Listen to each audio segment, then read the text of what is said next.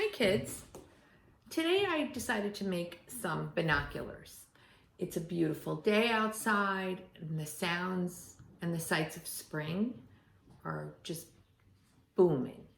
So with that, I decided to make mine out of, you could either use 2 toilet paper rolls or take a paper towel roll and cut it in half to have equal parts. And the next thing you do is you just take a stapler and you stick it in one end and then you stick it in the other end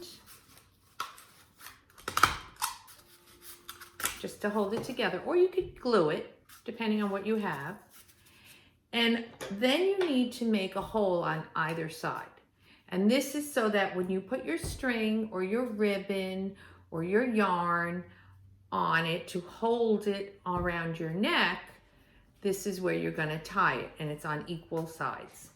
If you don't have a hole punch, you can use either a pencil push through, or maybe the edge, have your parent do the edge of a scissor, but just as long as you have a hole equal on either side. And the next thing you do is you have your, whatever you've decided to make your holder for them, and it has to be long enough so that when you lift it up, you can look through your binoculars. I have already started a pair, so this is what I have so far. So I put it around my neck. There's plenty of room for me to lift it and then to let it hang. I chose to use tissue paper because these colors remind me so much of spring. The blue reminds me of the sky, and the green of the little buds on the trees and the grass, and the yellow and the pink and the purple, all the little flowers that are starting to bloom. So what I did is I cut up a lot of the paper ahead of time into little squares. And I just started picking up one and crunching, picking one up and crunching, and making a beautiful pile full of all the pretty colors. This is a great thing for your children's fine motor, as well as keeping them very busy. With that, then I